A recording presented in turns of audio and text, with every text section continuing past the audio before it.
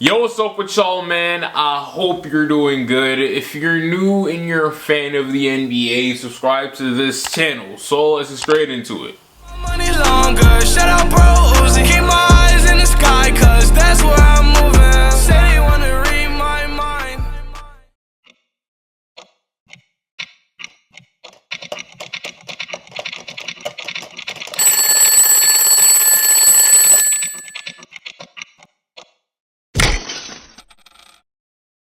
As time began to expire a few days ago, we saw about 20 trades happen in an incredibly short amount of time. Now wait, we didn't get that big boy blockbuster trade in Anthony Davis that we all, thought would probably happen. But nevertheless, the trade deadline still did leave its mark. A lot of these teams have not only impacted the way they will perform right now, but they've also done so in the future. Now wait, I'm just throwing this out there. You will not see me talk about guys like Shelvin Mack, Tyler Dorsey, or Wesley Johnson, because sorry to say, but those guys are like literally meaningless to this whole thing. So yeah, don't expect me to talk about every single move that was made. If you thought that this is what it was, then I'm sorry to say, but you're at the wrong place, my friend. So let's start this thing off with the two moves that I myself predicted.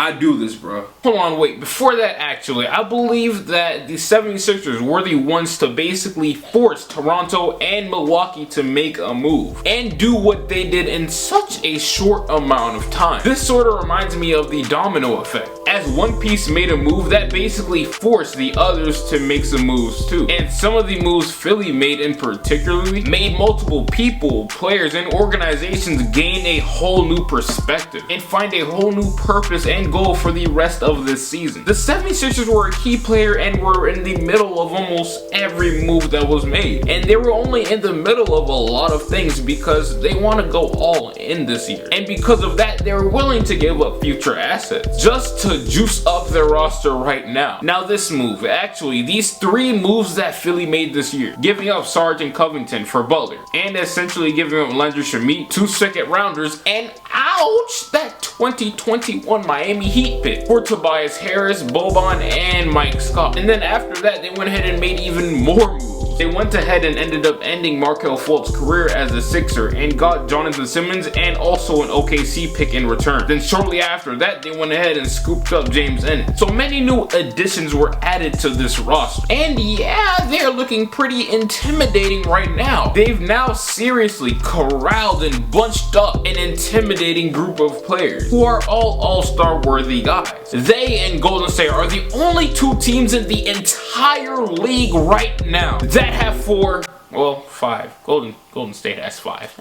Unfair. So yeah, Philly doesn't have as much firepower in the starting lineup as Golden State, but they certainly do have enough now to harass and put to sleep 95% of the teams in the league this year. Tobias Harris is an all-star caliber player. He could have easily been an all-star in the East this year. I was over here campaigning for him, advertising for him for the free. Jimmy Butler is that dude, and Ben Simmons is on his way to becoming that dude too. And Joel Embiid, man, look at his numbers and look at his performances on the court. Enough said, dude is a top 10 player without a doubt, and is certainly without a doubt either the most dominant or second most dominant player in the Eastern Conference. And then they went out and added even more depth to their bench. Jonathan Simmons, hey look, I'm not gonna lie and sit here and gas him up because that man has been cheeks this year. But in the right environment and in a place full of players and a front office who wants to genuinely win, he can easily turn his season around. Dude is a dog and came up from the dirt. You'd be a fool to believe he can't. That dude James Ennis plays hard and is also a good shooter. And that big boy Boban, 7 foot something. I don't know how tall he is, but he is really handy and helpful. This team is ferocious right now. But hold on, slow down. I know I was just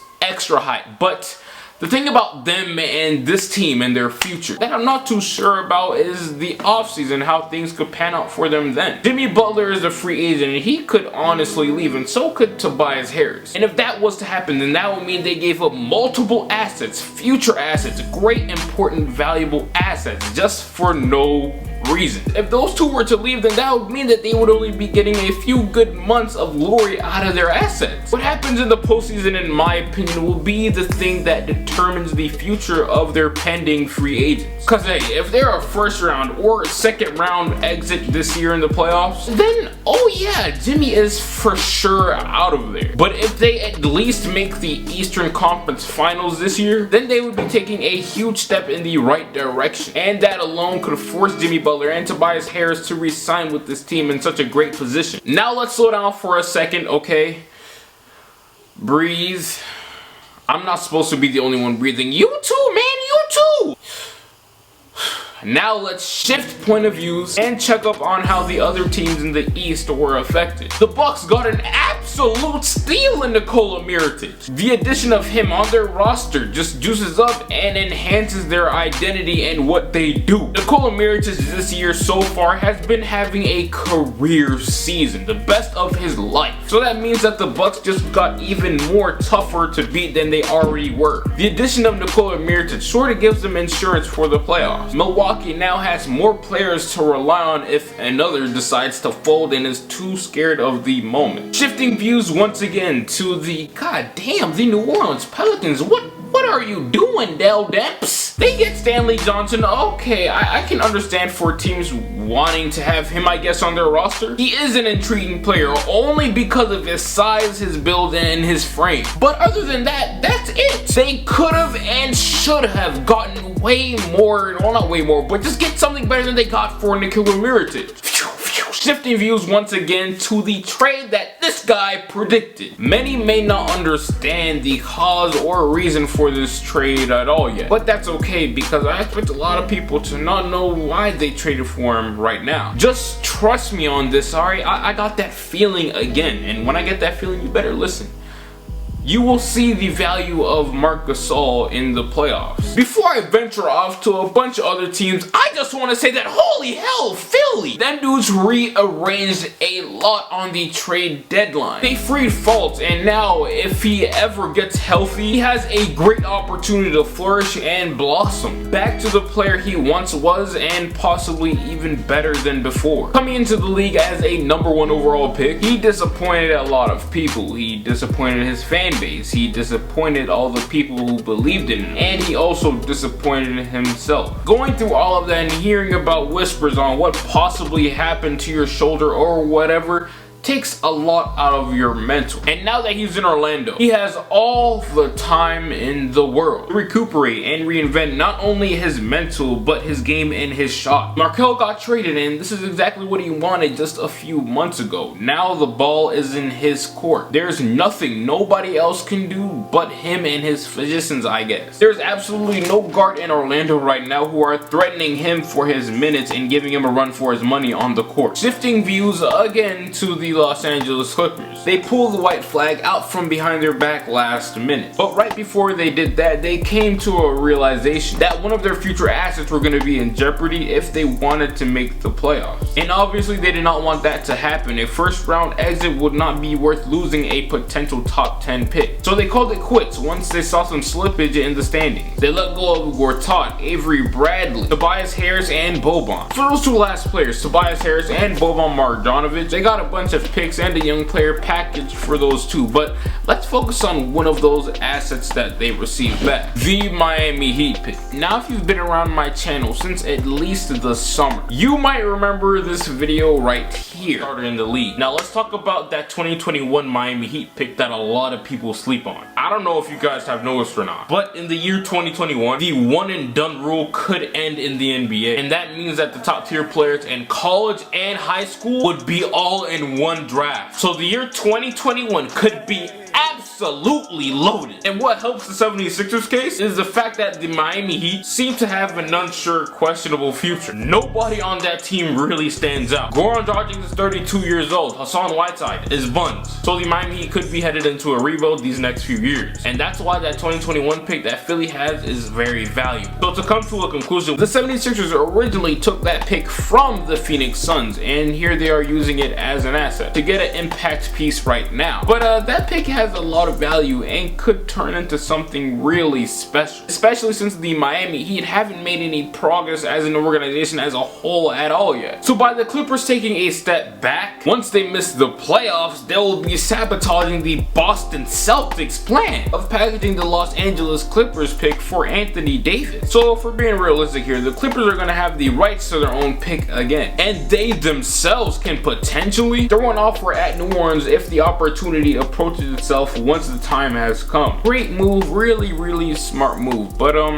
I've been covering Jerry West for the last like 2 years, and what else do you expect out of one of the greatest minds to ever enter an NBA front office? Jerry West has been out here making sweet moves like this for a while now, and when it comes to executives or NBA GMs or whatever you want to label him, he is that dude. Shifting views, another trade that I saw happening days before it actually happened involved the Sacramento Kings, Harrison Barnes, and the Dallas Mavericks. Now I'm not gonna pay too much attention to the Mavericks just yet, okay? Because in this transaction here, they didn't really do anything too crazy. This move was all about the Kings. Don't get it twisted, alright? Dallas did not get finessed or nothing like that. Both teams benefited heavily from this. But the Kings, you know, benefit from this move immediately. They just got a chance to rejuvenate their roster by adding a respectable wing player in Harrison Barnes. Now in Dallas, Harrison Barnes was kinda playing out of character and was being used as if he was that dude, when in reality Harrison Barnes was never supposed to and will never be that dude. His job now is to make the job for that dude, or in this case those dudes, Buddy Hield and De'Aaron Fox, much easier. He's back to his natural role as the third, fourth option on offense, kinda like how the early Golden State era started. With the Clippers taking a step back and Sacramento taking a step forward, first off, they completely screw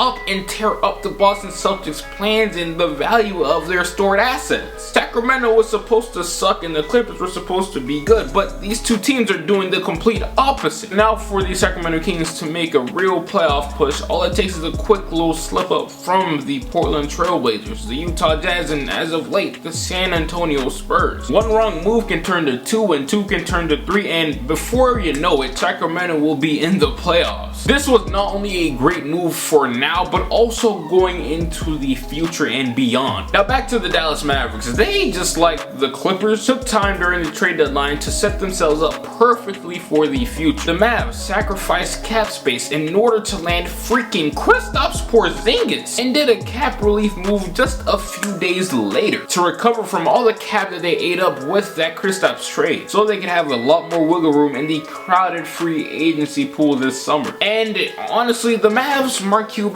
all of y'all ain't slick, alright? You want to go ahead and sign that man Nikola Vucevic. They're in need of a center, and you know, they prefer their guy to be Euro. Why? I don't know. But by adding players in that range, you know, Nikola Vucevic, Chris Middleton, you know, guys in that tier and realm, they could complete their big three and take off for the future. Shifting views for one of the last time, I said that Otto Porter was probably gonna get traded, and as expected, he did just a few hours after I made that video. Now, unlike a bunch of other fans out there, specifically Bulls fans, I think that this was a great move for not only the Bulls, but yeah, the Wizards too. This is a great move right now for both teams. Not really impactful because, you know, they're gonna suck regardless, but nonetheless, great move going into the future.